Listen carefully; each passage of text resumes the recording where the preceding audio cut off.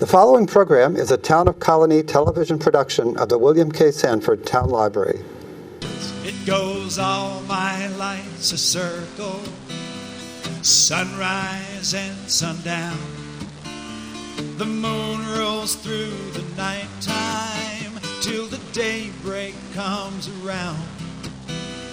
And all my life's a circle, but I can't tell you why.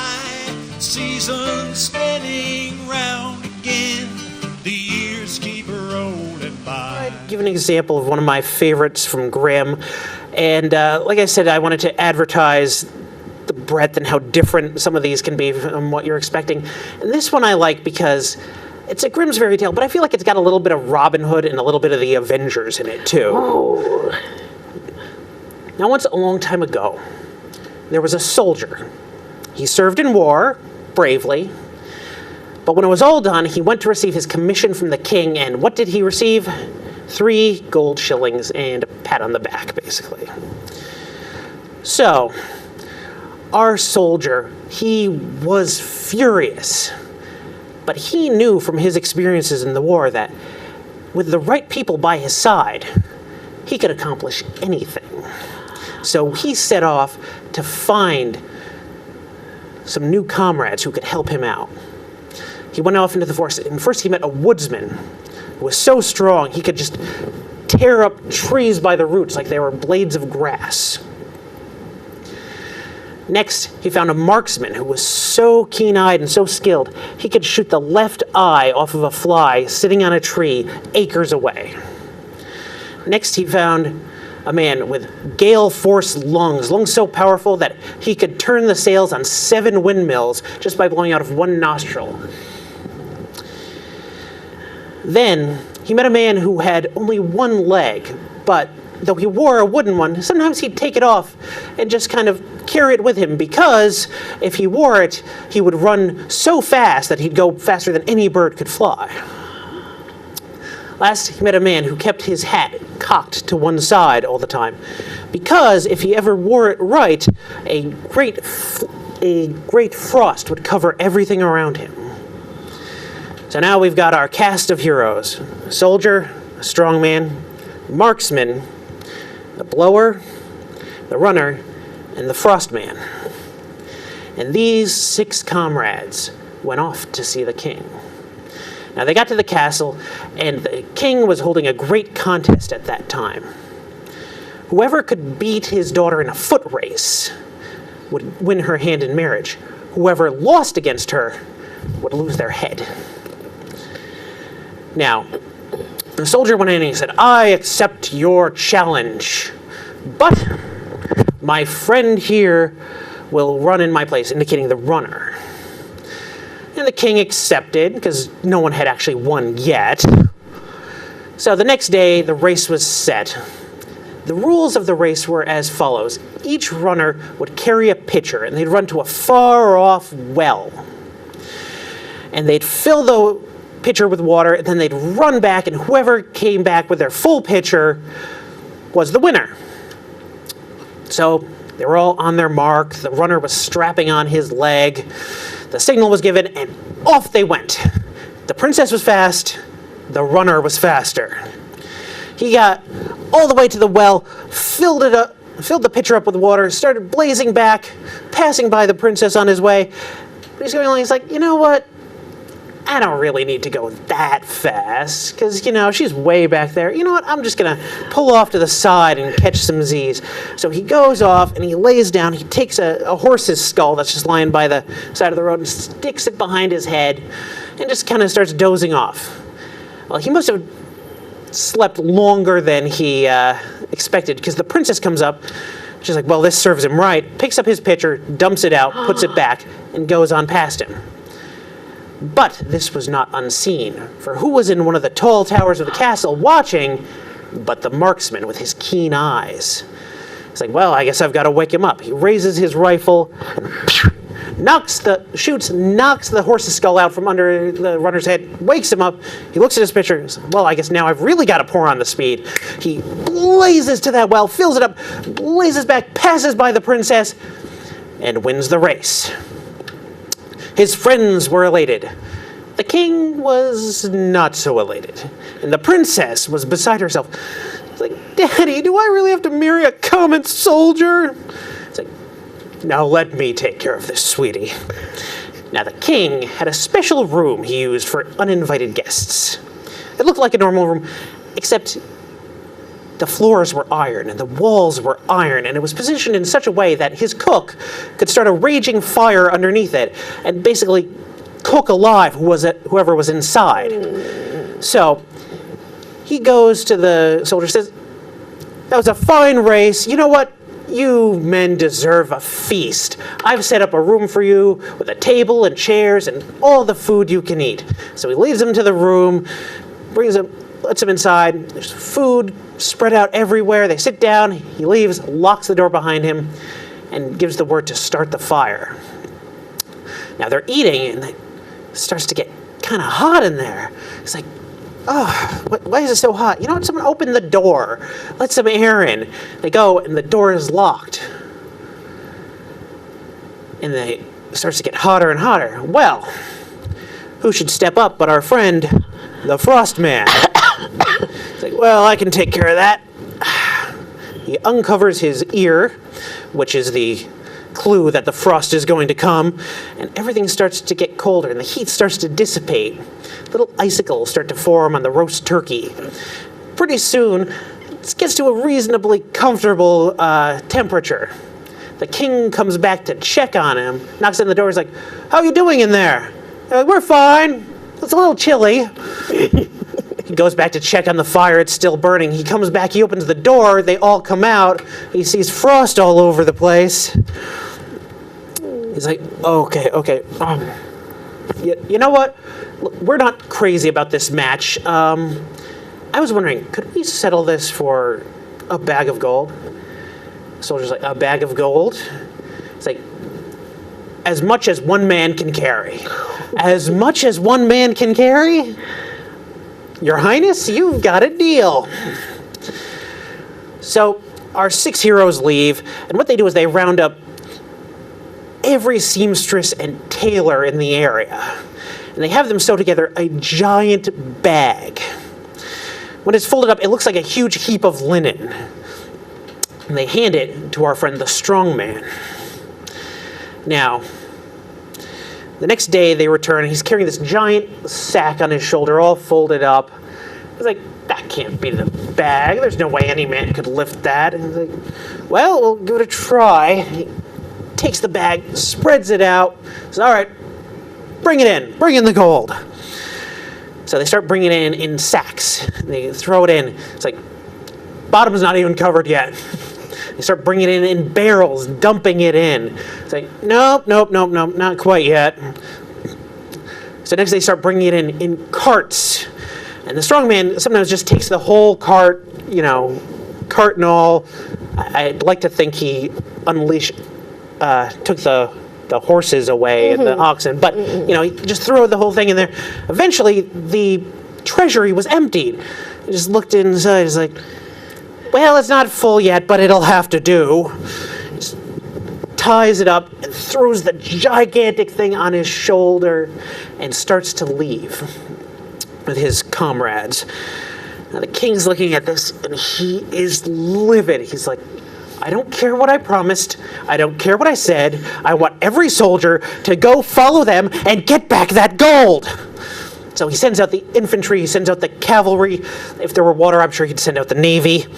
And they all come up behind him. But who's bringing up the rear of this group? Our friend with the gale force lungs, the blower. He's like, well, so that's how it is, huh? Well, I think it's time you men had a little dance about in the air. The soldiers scattered like leaves into the air, falling down. The ones who could get back up ran back to the king, told him what happened. And the king is just like, just let him go. Let them go. There's some kind of magic in them. It's just, we just don't want to mess with them anymore.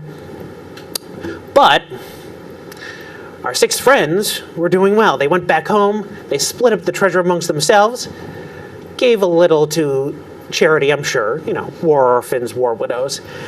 but they lived in peace and contentment for the rest of their days. And this is a story about when I was a boy, I don't know, 5, 6 years old, somewhere in there.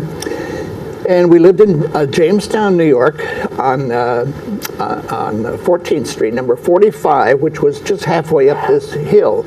We lived on a street that was up a hill, and it was at the top of the hill was Main Street, very busy road, and at the bottom of the street was Washington Street. That was another busy road. And down toward the end of that street was where my friend Jack Linkenfelter lived. And we would go down, I would go down to Jack Linkenfelter's, and Junior Churchill would come over, and Eugene, the Jeep, we called him, Golden, were there. And we would play cars and trucks. Margaret Abbott might have been there too. She could be a cars or a trucks person. And when we played cars or trucks, it wasn't a game we were playing. It was just describing what we were doing. And mostly we were moving earth. So we would dig up a part of whosever front yard it was. Often that was Jack's. And we'd take all the grass out and have little cars and trucks. Little dump trucks were very popular with us. And we would be down there, and the thing you did when you played cars and trucks was there was an audible part to it. When you moved your car or your truck, you made the sound of a car or a truck. You hear the gears shift? Yeah, that was us. And I always maintain that's where boys got their deep voices. They just started, men get their deep voices from that.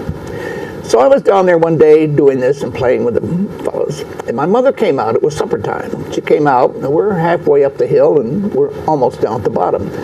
And my mother comes out of our house and leans out over the counter, over the railing, and she calls, "Tommy," because that's what they called me in those days. So I was busy doing things. I heard her, and I just, without even looking up, I said, "Coming." Backed my truck around and dumped out the dirt and everything. I didn't go home. So a few minutes later, my mother came back out on the porch, and she called again, "Tommy."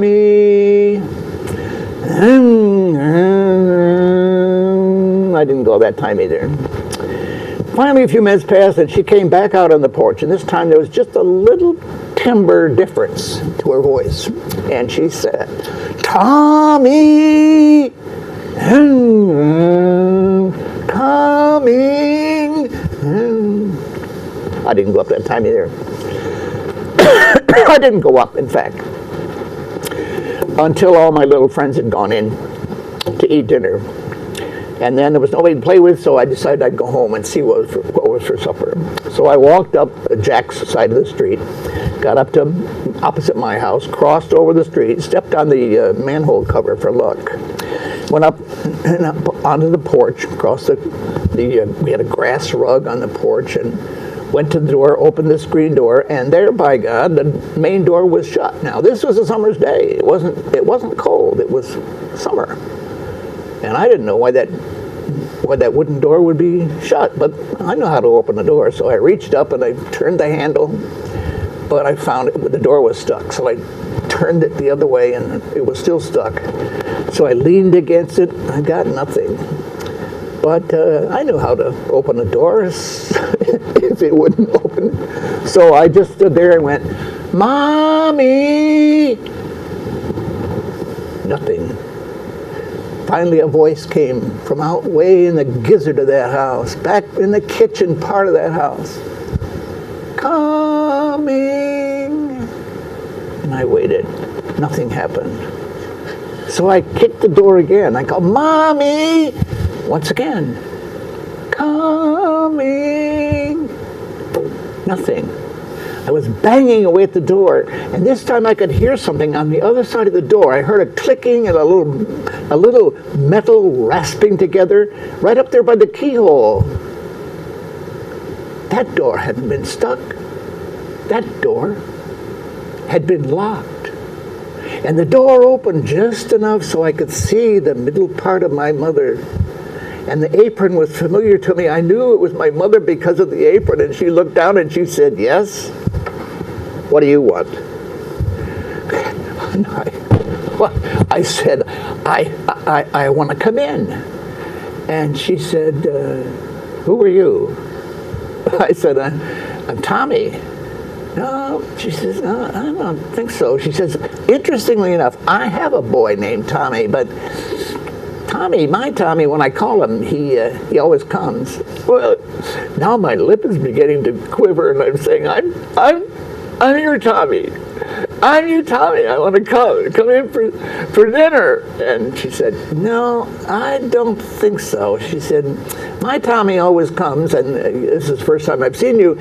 So we're up at the table, we're eating, and I can't have people in the house. I can't have strangers in the house. That's what she said.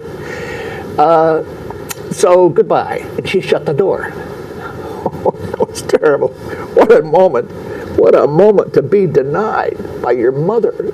I turned then and moved past the screen door, walked across that grass rug, tears streaming down. I went over to the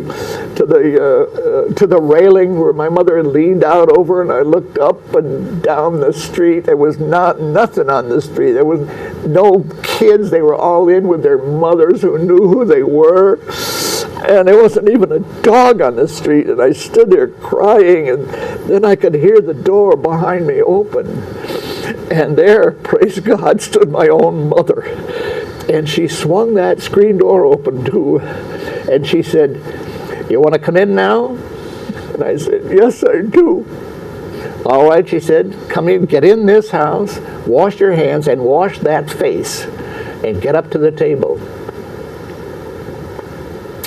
Well, I'm here today to tell you that my father never forgot that day until he died. My sister Miriam, the oldest child, she never forgot that day till she died. And my sister Jean, who told me later in life that she thought she was never going to see her baby brother ever again. And it was Jean who said to our mother, as mother aged and was dying, they were talking about reminiscing, and Jean looked down at Mother in her bed and she said, Mother, do you remember the day that you locked Tommy out of the house? Mother said, yes, I do. And Jean said, Mother, you could have marked that boy for life. What a terrible thing to say, that this wasn't his house, you weren't his mother. That was terrible. And my mother said to Jean, yes, that may all well be true. But I'll say this, from that day on, what I called that boy, he came.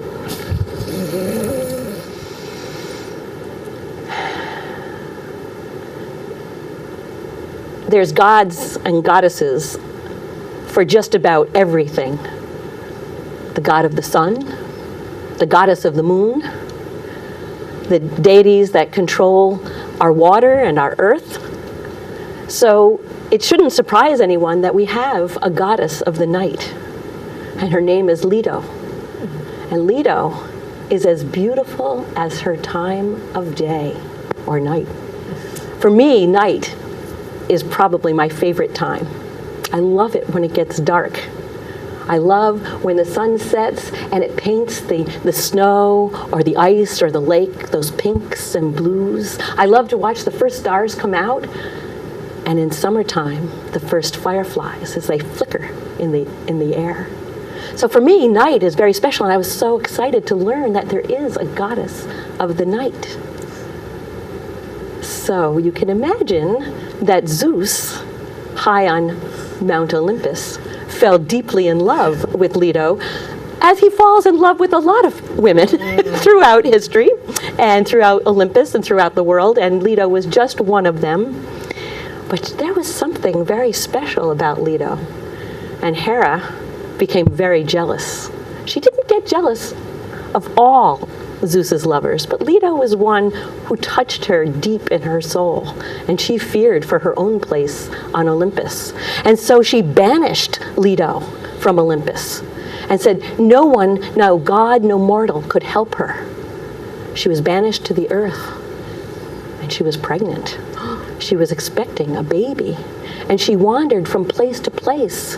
And because of Hera's proclamation, no one could give her food or water or any sustenance or any help at all.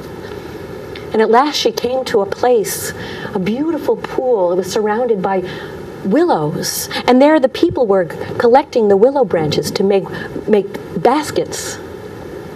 And she saw this clear, clean pool of water, crystal clear and cool to the touch. And she reached her hand in. She was ready to drink this water, when one of the men gathering the willow branches saw her and stopped her. "What are you doing? You can't be here. Be gone with you!"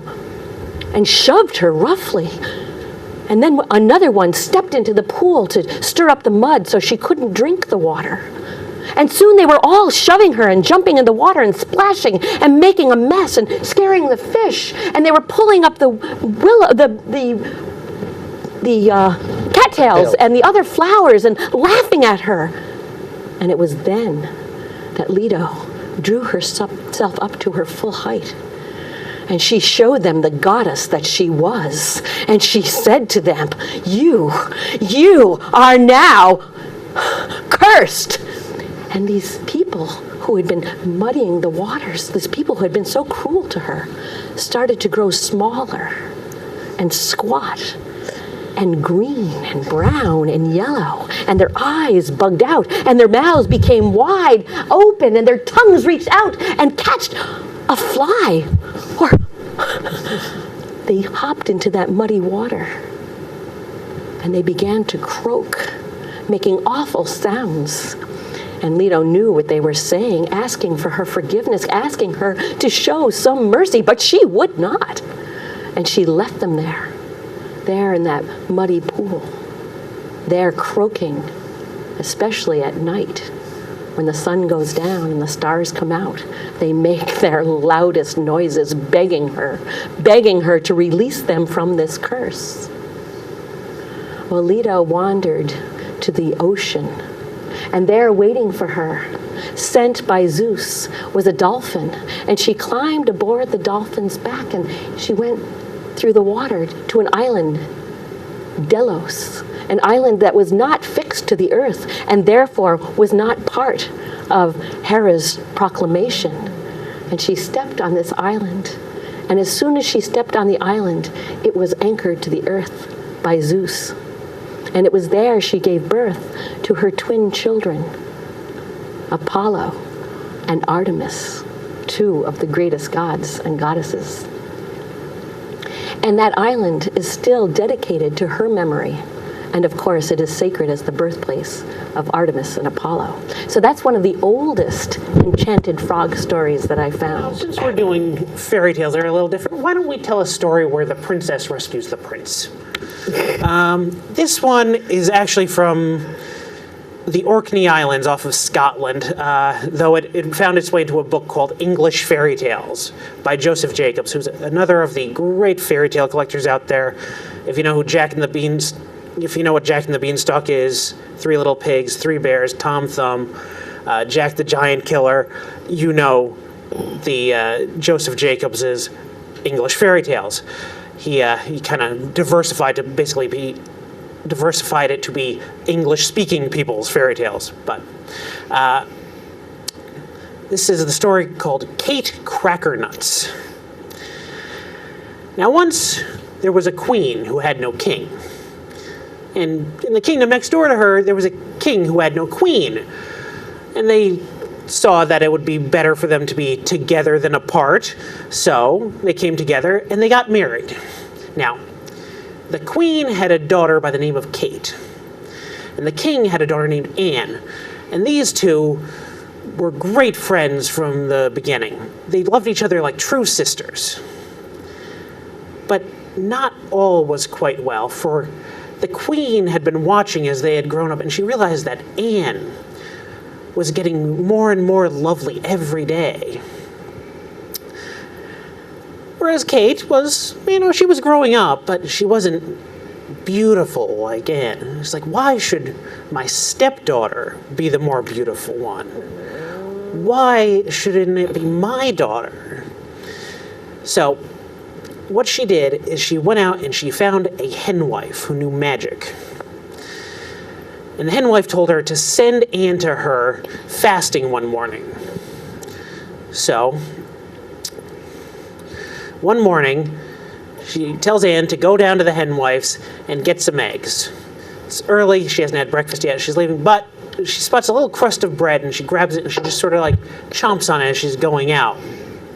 She makes it all the way down to the hen wife's. The hen wife says, "Lift the lid off this pot." She lifts it up, nothing happens. She sends her back, telling her to tell her mother to keep the larder door better shut. The next day, she says, "You know what? Why don't you go down and get some eggs again from the hen wife?" She's going down, she hasn't eaten yet, but she sees some peasants picking peas by the side of the road.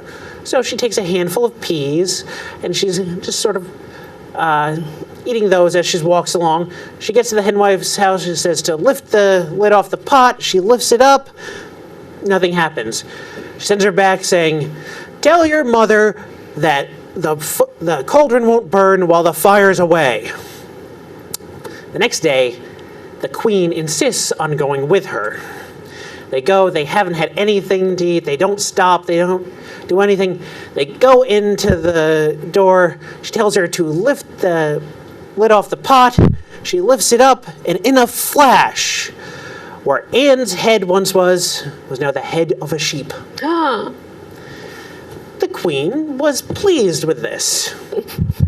Her daughter, Kate, wasn't. She saw Anne in this pitiful state. She got a nice, expensive scarf, wrapped it around Anne's head to hide it, and decided that the two of them needed to get out of there. So they started traveling. They went on and on until they got to another kingdom, and they got to another castle. And they knocked on the door, and she asked for lodging for herself and her sick sister Anne. And they let them in. They found out that this was the home of a king who had two sons. One was well, but the other was sick, and he was sickening away to death, it seemed. And whoever stayed up with him to keep him company, though, it seemed they disappeared by the next morning. Now the king offered a bushel of silver for whoever would stay up with his son. Kate was a brave girl, so she agreed to it. She sat up next to the prince as he tossed and turned in his fever. But around midnight, he sat bolt upright, got up, dressed, went downstairs, called for his dog, saddled his horse, got on, and Kate jumped on up behind him, and they rode off. And they rode off through the greenwood, and she would pick the walnuts off the trees as they were going and just put them in her apron. Eventually they got to a green hill, and the prince said, "Open green hill and let in the prince with his horse and hound." And she said, "And his lady behind him." They went in and they found themselves in the meeting hall of the fairies. And they were having a great celebration. Everyone was eating, everyone was dancing, and the prince started to dance. He danced and he danced and he danced until he seemed like he would pass out from exhaustion, and he'd fall down on a couch, and then the fairies would go, "No, no, no, more, more." And they'd fan him until he got up again and started dancing again, dancing in all this fury. And Kate was just sitting by watching. Now she knew what was going on. It all lasted until the rooster crowed the next morning. Then the prince turned, got on his horse, Kate jumped up behind him, and they rode back to the castle. The next morning, Kate sat by the fire, cracking walnuts, and the king came in, and she said, "Well, he had a good night, but if you want me to stay up with him again, I'm going to need a bushel of gold this time." So she hadn't disappeared, which was good. So he agreed, and she stayed up the next night. And again, the same thing happened. He got up, he went downstairs, he called for his horse and his hound, and he saddled up, and she jumped on, and they rode to the green hill and rode inside for another big fairy party where he'd start dancing. But now she started keeping her ears open. She started listening to the fairy gossip. Now, one of the fairies said, "You see that little fairy boy over there? And she looked and she saw there was a little baby fairy playing with a wooden wand. She said, if Kate got that wand from that little baby fairy and tapped Anne 3 times with it, she'd be back to her bonny self. She's like, oh. So she pulled out the walnuts in her apron. She started rolling them in front of him to distract the fairy baby. He's like, oh, he drops the wand, goes over, chases after the walnuts. She snatches it up. And the next morning, when morning arrives, actually, the prince gets on the horse, she gets on behind him, they ride back. The thing is, she immediately goes to Anne, taps her 3 times with the wand. No more sheephead. She's got her beautiful face back again. And then she goes and she sits down by the fire again, cracking what nuts she has left. And the king sees her and says, well, I could stay up another night, but I want to marry the prince. And he's like, well, I believe she is of royal blood, so sure. You can marry my son, provided he survives.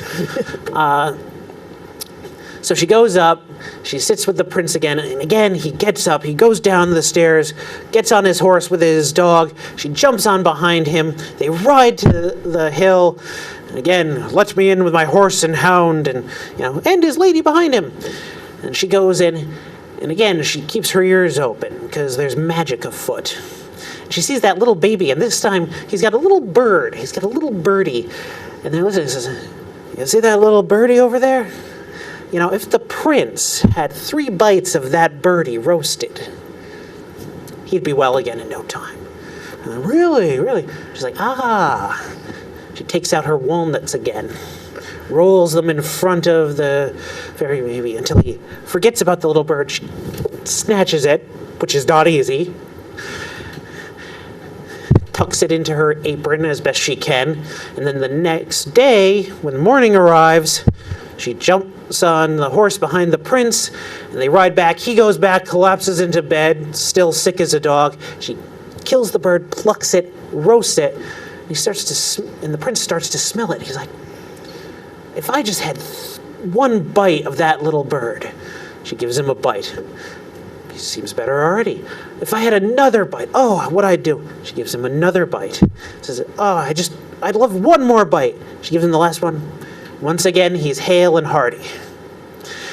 And the next time the king saw them, they were both sitting by the fire, cracking walnuts. Meanwhile, Anne and the other prince had actually hit it off rather well. So in time, the sick sister married the well brother, and the sick brother married the well sister, and they lived out all their days happily. It goes all my life's a circle, sunrise and sundown. The moon rolls through the nighttime till the daybreak comes around. And all my life's a circle, but I can't tell you